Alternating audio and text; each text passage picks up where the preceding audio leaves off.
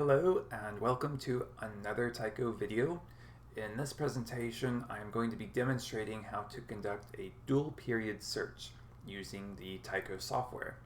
Now, for those of you who are not familiar with this process, it is of particular interest to those who work with binary asteroid systems. It allows them to determine the rotation period of the primary as well as the orbital period of the satellite, and if everything is going well, they can also determine the rotation period of the satellite. So to get started, I like to work with a known example, a published example, and this is one that it's a known binary asteroid system. So it has number 5477, and the published rotation period of the primary is 2.99 hours. And the satellite has a published orbital period of 24.4 hours. So the motivation behind choosing a published object is that it allows us to build up confidence that as we work through this process, we can aim to achieve results that match these published values. So back at the Tycho software, what we want to do now is we want to import the data for this object, and there are a couple ways to do that. One of which is if you had the data in the AlcDef standard format in those text files, you could import those text files. The other option is that because this is a published object and it's part of the light curve database, we can go to the Tools menu. So we go to Tools, Light Curve Database, and this will present with a new window.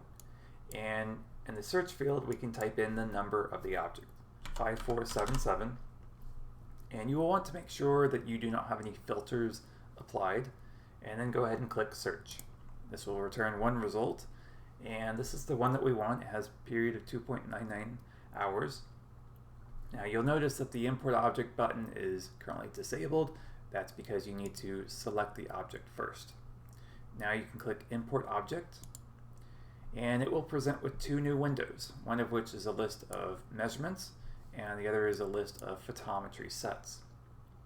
Now you'll notice these span from 2005 to 2013, and with this example, the published values were generated from the data from 2005, so I can go ahead and remove all of the photometry sets that are outside of 2005. So I select them, right click and choose delete. And I also only want the data from Observatory 716, so I delete these last two rows here, right click, choose delete. Now you'll also notice that a lot of these columns here are blank. So we need to go ahead and populate these columns. And again, just to familiarize yourself with this process, this list of photometry sets here, as you click on one or the other, it will update this list of measurements. So in other words, a photometry set has one or more measurements, and you can click on one here and it will show you all of the measurements corresponding to that photometry set. Now, back to the columns here. To populate them, we can select all of the photometry sets, right click and choose Apply Object Data. So when I do that, it presents with a new window, and because this is an imported object, it has already pre-populated the number and name. So I could either search by number, search by name. I'm going to search by number, and I can choose the returned result here. So I click OK, and this will take a moment or two as it has to compute all of the values for all of the photometry measurements. And there are hundreds of them across all of these photometry sets. So we'll go ahead and give it a moment to complete that, and it is just now finished. So as you can see, these columns are now populated, aside from the SNR column, and that's because we do not have access to the original image data, and that's perfectly fine. So we can go ahead and proceed. What we'd like to do now is to graph, we'd like to plot all of the sets. And if you do that, you might notice that it's not showing any information. It appears to be blank. The reason for that is the graph settings are currently set to a fixed range of 0.8 magnitude for that vertical axis. And ideally that's what you want, because that is the standard. But to get started with here, we need to choose floating. And when you do that, then you can see all of the data, and you'll notice that one of the photometry sets appears to be out of the bounds of the others. And in fact, you can actually see that over here, is that photometry set has a median magnitude of 16.5, whereas the others typically have a median magnitude from 0 to 2. Now, this is not a huge issue. In fact, this is fairly common. You can simply apply an offset to these different photometry sets. So in this case, it's rather straightforward. We can select all of the sets, right-click, and choose Automatic Offset. And because we have applied object data, we have these quantities that have been computed, we can choose absolute magnitude. Again, that object data allows us to compute that quantity. It allows us to compute light time correction and other quantities. So we can choose auto offset absolute, and when you do that, you'll notice that the offset column has now been updated. So now let's go ahead and replot the data, and when you do that, you'll notice that with the floating range, it looks like we're zoomed in, and it also looks like the photometry sets are now lined up with each other, and that's because of the offset. Now we can go back to our graph settings, and we want to go back to the fixed range to conform to the standard 0.8 magnitude. So having done that, now we have this raw plot. It looks great.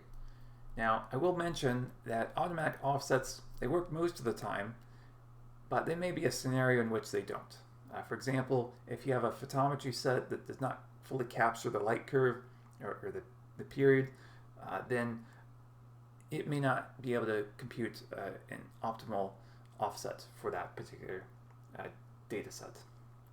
And if that occurs, the way around that, you can still apply a manual offset if you have to. So to do a manual offset, you can select all the data points, right click, and you could choose an option here, or more efficient, you can actually use the arrow keys.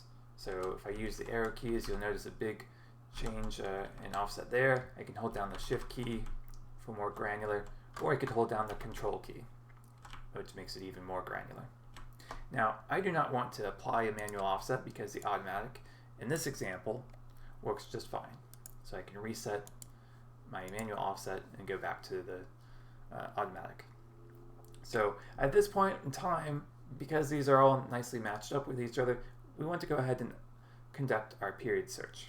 So go to period, find period, and because we have some vague idea as to what the rotation period is, it's 2.99 hours, we can go ahead and have a search parameter here. We'll start at 2 hours and we'll go to 5 hours. And then click find period. And this returns a number of candidates here, the first of which is 3.04 hours. Now you'll notice that's not quite in line with the published value. In fact, the second candidate here is very much in line with the published value. But if you choose the second, then the graph looks like this. It's not very clean. The data has a lot of scatter to it, it seems. So we'll go back to this first one here, and we'll work with that. That will be our starting point. So because this is a binary asteroid system, we have 2 periods that we're working with. Potentially even a third one, the rotation period, the orbital period, and the rotation of the primary. So, but in this case, we want to manage dual periods. This is a menu option here. So you click that and it shows a new window. And what we're going to say is that we're just going to initialize our first period here. Number 1, we have 2 of them here, number 1 and 2. We're going to update period 1 from the current. So when I click this option here, you'll notice it populates with these values. And now that we have done that, we can now choose this option. We can now choose to view the data with period 1 subtracted. Now when I do that, you'll notice that the plot is now updated. We have now subtracted period 1, And now what we'd like to do is we'd like to determine the orbital period of the satellite. Again, that was 24.4, so we'll choose a range here from 10 to 30. Click Find Period. And now you'll see here our first candidate is 24.39. So that's pretty good. That's very much close to that of the published value. So click Update Period 2 from current. And again, we have an update here. And now we'd like to revisit period 1. So what we'd like to do is we'd like to view the data with period 2 subtracted. And now I'd also like to use this convenience function here, load period 1 search parameters. Again, it's just a convenience function. What it does is it automatically populates my search parameter so that I do not have to type them in myself. So you can do that, and it's a nice convenient feature there. So I click Find Period, and now you'll notice with period 2 subtracted, the first candidate returned is 2.99 hours, and the graph looks very clean. So having subtracted period 2, we now get a very good result for the rotation period of the primary. So I can go ahead and I can choose to update period 1 from current period. Now what would happen, before I do that, what would happen if I chose that second candidate, which is the first result? Now it looks like this. Again, it's not quite as clean now as our known 2.99. So we're starting to establish confidence here that we're going down the right path. So 2.99 hours, we will click Update, period 1 from current. And you'll also notice not only does it look cleaner visually from a visual standpoint, but numerically we've made this improvement. It had a quality of 6.7, and now it has a quality of 3.47. So that's a noticeable improvement. And we can also repeat this process for period 2. So in that case, I'd go back to subtracting the first period. I can load period 2, click Find Period, and update period 2 from current period. So the first candidate is largely the same as it was before. That's okay.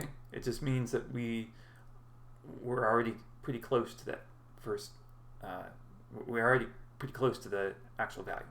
So you can see here it had a smaller delta in improvement with respect to quality. So it was 3.7, now it is 2.8. And again, if you want to, at this point, you could perform another iteration. You could go through once more if you want to, but you start to see the process. So we have identified the rotation period of the primary as 2.99 hours, and that does coincide with the published value. And we also have identified the orbital period as being 24.39. And again, that coincides well with the published value of 24.4. So at this point, you have identified the rotation period of the primary, the orbital period of the satellite. Now, the third thing that you might want to find is the rotation period of the satellite. Now, in this case, there is no published value for the rotation period of the satellite. So it could be that it is simply tidally locked, or the amplitude is such that it blends in with the scatter of the data, so to speak. Now, if you wanted to try, however, you would view the data with both periods subtracted. So you could choose this option here and click Find Period once you've chosen the desired search parameters, of course. So you click Find Period, and you can see with this result here that it does not appear to be anything meaningful in this result. So, but that is the process. So you would identify rotation of the primary, orbital period of the satellite, and then once you have both, you could subtract them and see what remains. So that's about it for this example. Thank you for watching, and see you next time.